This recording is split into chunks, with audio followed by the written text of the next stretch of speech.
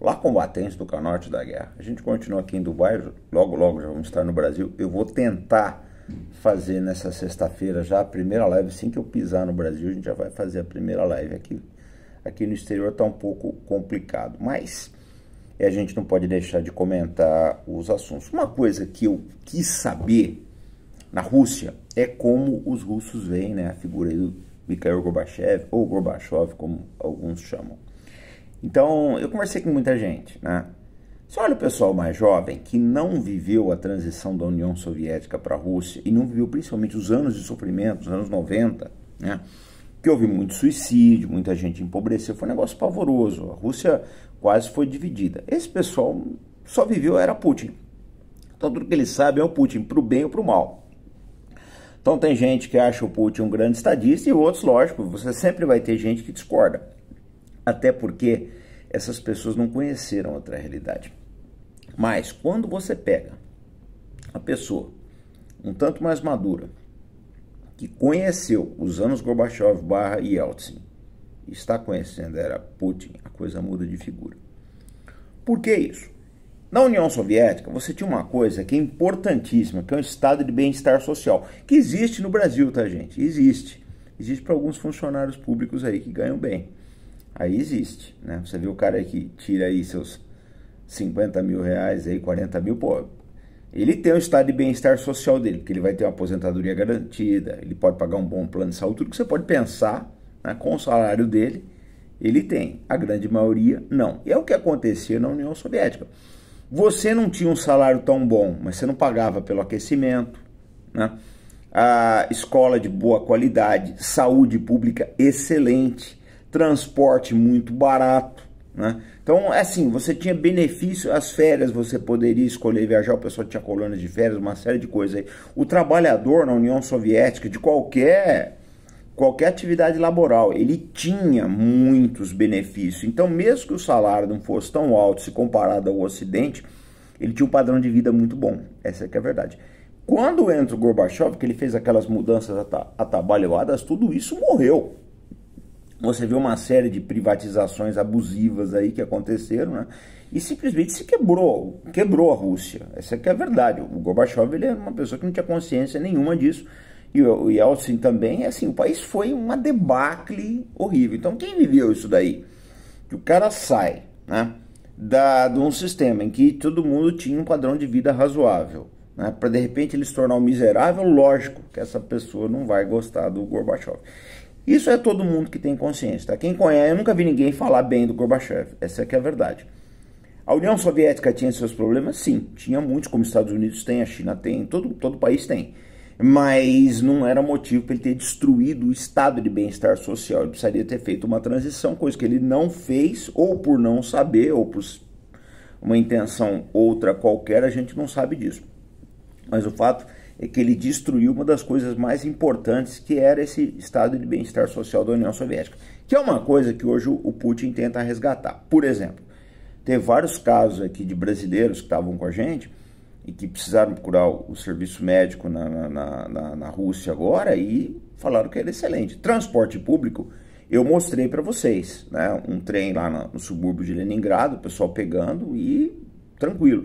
Tive a oportunidade de viajar no metrô várias vezes, inclusive um trem elétrico que a gente pegou ali em Stalingrado também. Qualidade muito boa, essa é que é a verdade. Então, assim, a gente vê que ficaram, a educação da Rússia continua muito boa. Tem um fato até interessante que me contaram, né? Escola particular na Rússia existe. Mas normalmente é para quem vai mal na escola pública. Entendeu? Diz que não é. Você tem escolas particulares boas e outras que não são tão boas. Porque aqui, normalmente, o que acontece? A escola pública, se você não for bem nela ou der qualquer problema, eles vão te colocando numa outra que não é tão perto da tua casa. E aí a tua vida já começa a ficar mais complicada. Aí geralmente esses pais pegam, tiram, colocam um menino numa escola particular mais próxima de casa. Então é uma coisa assim, é bastante interessante isso. A verdade é o seguinte, os russos competem muito nessa parte de educação, tá? É outra coisa que é interessante do período soviético. Eu visitei um restaurante e da época soviética, a decoração é a mesma, mas Se vocês verem a quantidade de livros que tinha ali, é uma coisa impressionante. Atividades culturais da União Soviética eram muito baratas, então o balé, livros, você comprava livros bons, muito baratos, né? Concertos, tudo isso era bastante facilitado. O nível cultural do russo é muito bom, essa aqui é uma verdade. Então assim, tudo isso se perdeu nos anos Gorbachev e Yeltsin, e o Putin agora tem recuperado isso, é um fato. A gente nota que essa questão social da Rússia é levada muito a sério. Vou dar um exemplo para vocês. Eu tenho 2 amigos, não vou citar nomes, mas tenho 2 amigos russos, cada um deles tem 5 filhos. Né? Quando você tem mais que 3 filhos, você tem uma série de benefícios sociais. Então, por exemplo, a gente foi visitar um navio, o Aurora, lá em Leningrado. Tinha um russo conosco, um amigo nosso, que tinha, acho que 4 filhos, ele entra de graça no museu. Ele tem acesso gratuito. Você prova, você tem um documento, você vai lá, você prova, você tem acesso gratuito a essas atividades culturais e outros benefícios também. Voltando de Stalingrado para Moscou, foi até bonito de ver, bonitinho. Tinha 3 crianças, 3 irmãozinhos, né, ocupando cada um seu banco, assim, a mãe desesperada para tomar conta dos 3, que vocês imaginam como é criança e avião, né? Mas a gente vê isso, que muitos casais agora na Rússia estão optando por ter mais filhos, porque o governo está estimulando isso. Por que ele está estimulando? Eles estão preocupados aí com o decréscimo populacional da Rússia.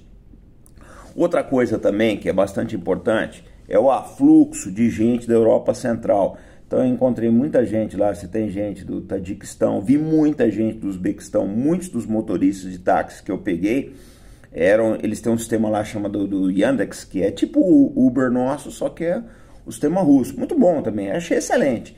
E os motoristas são do Uzbequistão. Então assim, o padrão de vida da Rússia melhorou muito e eles estão atraindo imigrantes da Ásia Central. Até porque a gente tem um problema, né? Como a economia russa está muito aquecida, eles precisam efetivamente de mão de obra de outros países, porque há pleno emprego na Rússia, não fica desempregado lá hoje, né? Eu mostrei aí, vocês veem os vídeos aí do canal, de diversas obras que o pessoal está fazendo lá por toda Moscou. Moscou virou um canteiro de obras, Leningrado também, Stalingrado, que é Volgogrado agora, todas as cidades que eu passei, a gente notou isso, a grande quantidade de obras. Mas, no geral, né, o que eu falei para vocês, o pessoal não tem saudade do Gorbachev, não vi ninguém falar bem dele, essa aqui é a verdade. O Gorbachev só é idolatrado aqui no Ocidente por gente que não viveu aquela realidade dos anos dele, que é o que eu falei, teve muitos suicídios, né?